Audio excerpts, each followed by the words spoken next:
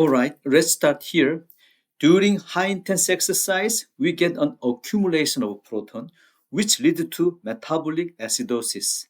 As proton increase, pH drop, and this begin to impair muscle function.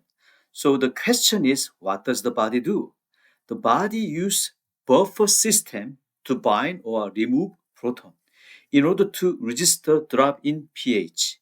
Why is this important? Because buffering helps to delay fatigue, maintain muscle contraction, and most importantly, it allows us to sustain high rate of ATP production. And this is the key idea. Buffering capacity determines how long you can maintain high intense effort. Performance is typically limited by acidosis, not alkalosis.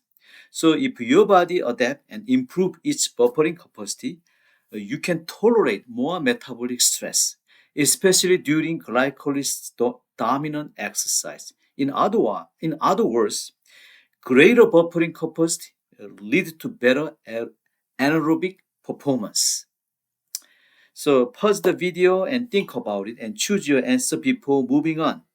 Which type of training would most improve buffering capacity?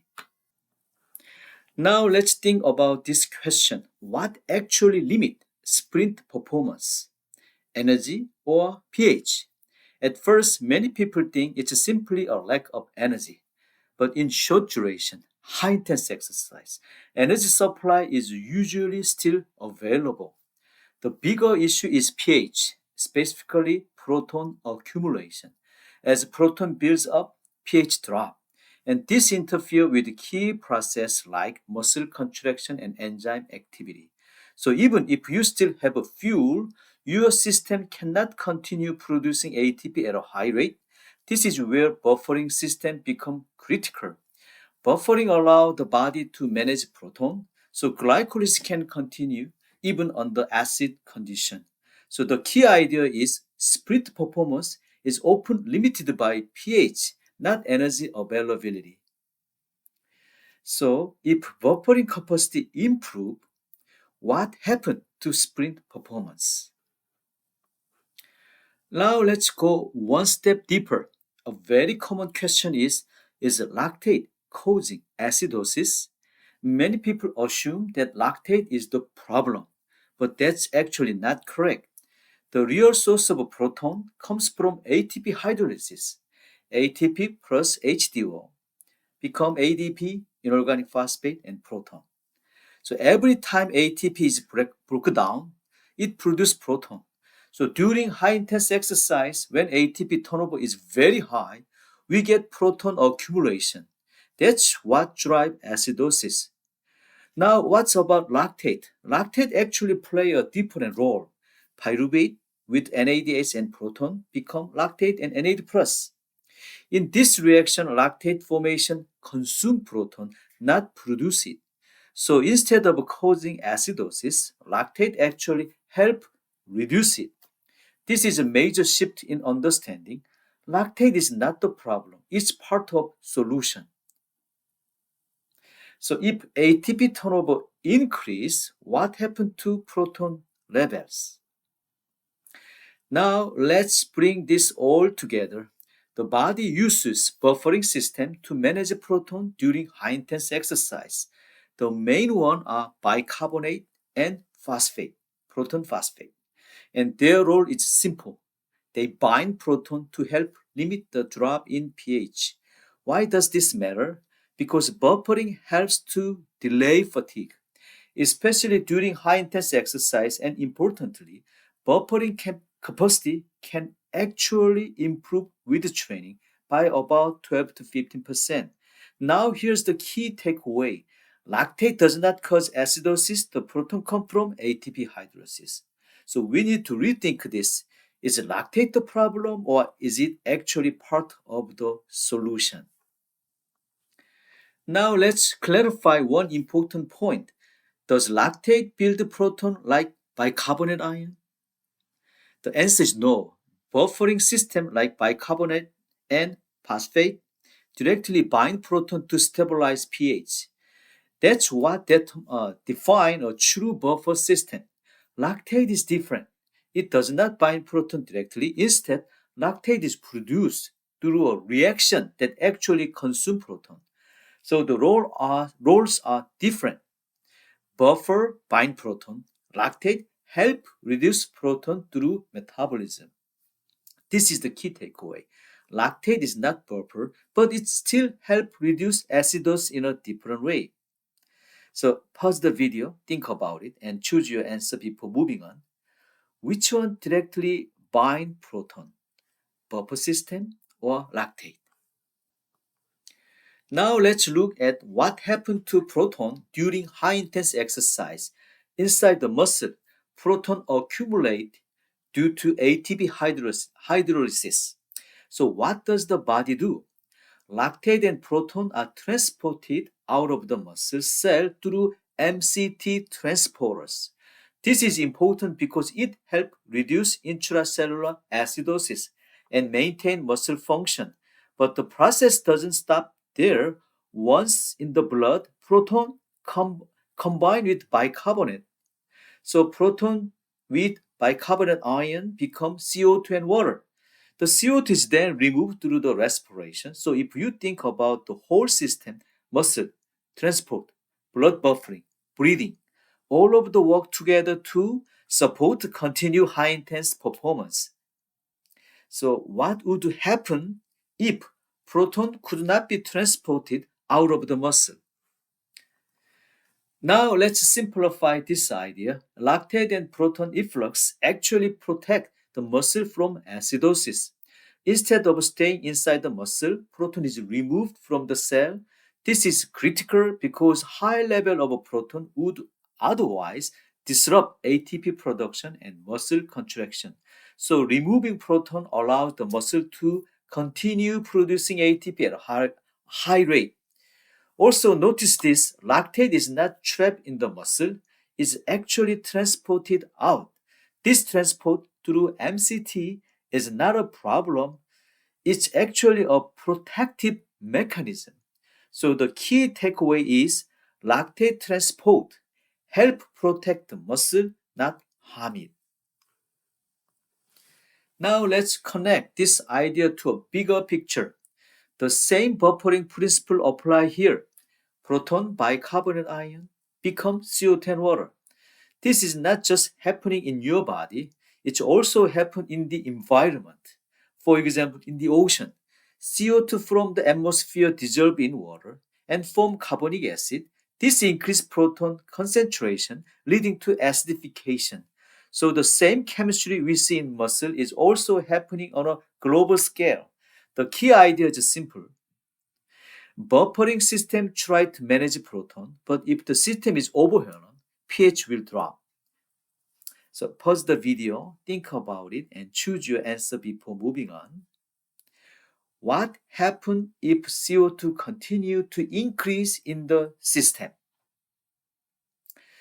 As CO2 increase, more of it dissolve and form carbonic acid, which then produce proton. So we get more CO2, more proton, lower pH. In other words, the system becomes more acid. Now you might wonder, can being more fit reduce CO2 in daily life? To a small extent, yes. A trained individual may rely slightly more on fat oxidation during low intense activity, which produce a little less CO2. However, the big picture is this: you still need to produce ATP, and that always produce CO2. So fitness does not meaningfully reduce total CO2 production. The key takeaways here: CO2 accumulation drive acidosis, and fitness does not eliminate that. It's only change how energy is used. Now everything comes together. Why do we breathe harder during high intense exercise? It's not just about needing more oxygen. During high intense exercise, buffering reaction generate CO2. That CO2 must be removed. And the only way to do that is by increasing ventilation. Right. So you breathe harder to blow off CO2, not just putting in oxygen. No. This leads to an important point. providing extra oxygen does not solve the main limitation. High intense performance is primarily limited by ATP turnover rate and acidosis, not oxygen availability. That's why in training, we focus on improving buffering capacity and glycolytic function, not simply oxygen supply. So the key takeaway is you breathe harder to remove CO2, not just to get more oxygen. So is breathing harder driving more by oxygen demand or CO2 removal? Now let's finish with the key idea. Acidosis, protein accumulation, not lactate, limits performance. During high intense exercise, ATP is broken down rapidly, which leads to proton accumulation. As proton build up, it interferes with muscle contraction and reduce your ability to keep producing force. That's what limit performance. Now, what about lactate? Lactate formation actually consume proton, helping to reduce acidosis. So again, lactate is not the cause of fatigue. It is part of a system that help managing it. So that's why if you want to perform more repetition or sustain high intensity longer, you need to improve your ability to control acidosis. This is done through buffering system, glycolytic adaptation.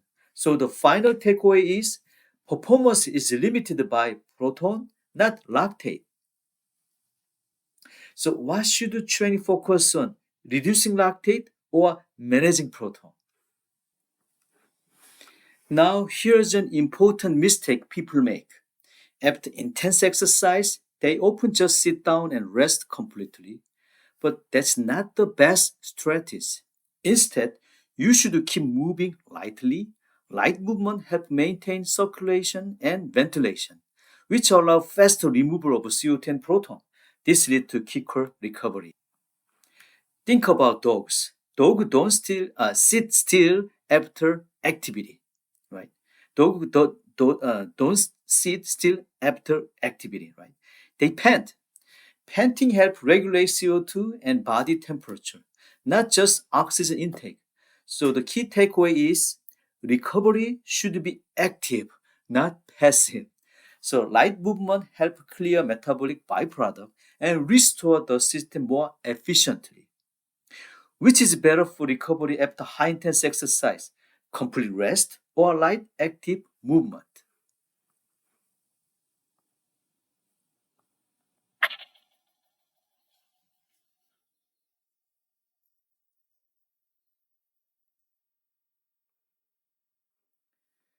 Now let's connect buffering directly to performance. Buffering becomes especially important during high intense effort like recent training or the final stage of endurance event. At that point, proton accumulation increase and buffering capacity become a key limiting factor. If you have a greater buffering capacity, you can delay fatigue and maintain performance under stress. Now here's an important insight. Performance is not determined by max alone. Some elite athletes perform at a very high level even without the highest max. One possible reason is their superior ability to manage acidosis, in other words, better buffering capacity. So the key takeaway is the ability to tolerate and manage proton is critical for high level performance. So what matter more in the final stage of a performance, oxygen delivery or buffering capacity?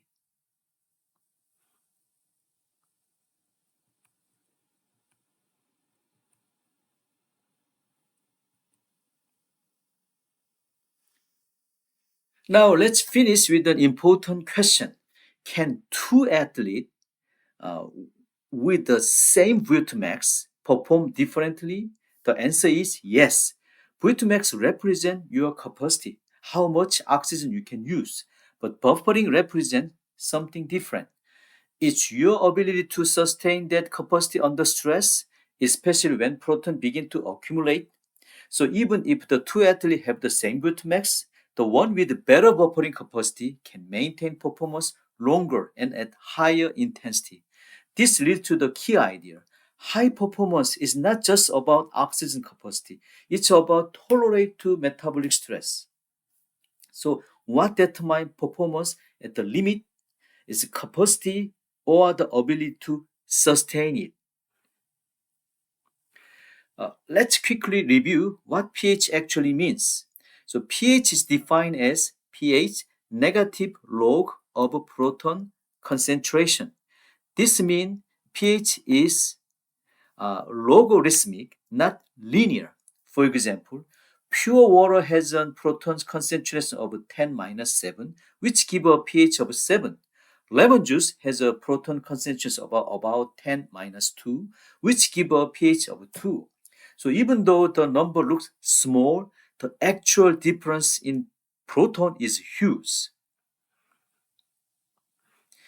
Now let's apply this to exercise. At rest, muscle pH is about 7.1. During exercise, it can drop to around 6.5, and in severe case, even 6.4. That may not look like a big change, but because pH is logarithmic, this represents a large increase in proton. Even a small drop in pH means a tenfold increase in proton concentration. And that's why it matters. Proton directly affect enzyme function and muscle contraction, which means fatigue is not just about running out of energy. It's a regulation problem. That's why pH tightly controlled in the body.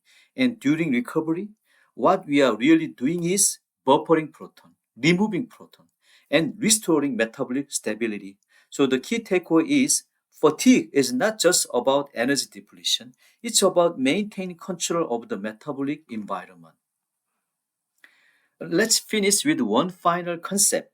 Many people think fatigue happens because ATP run out first, but that's not what actually happened. ATP is tightly regulated, and its concentration remains relatively stable. Instead, the body protects ATP. The first line of defense is phosphocreatine or PCR. PCR breaks down rapidly to help maintain ATP level through the creatine kinase reaction. So what you are seeing is not depletion, it's actually protection. PCR is essentially sacrifice to prevent ATP from dropping. And ATP is not maintained by phosphocreatine alone. It's also supported by glycolysis and mitochondrial respiration. So the key idea is this. Fatigue does not begin when ATP runs out. It begins when the system can no longer maintain ATP stability. So final takeaway is performance is not about how much ATP you have, it's about how well you can maintain it. Thank you very much.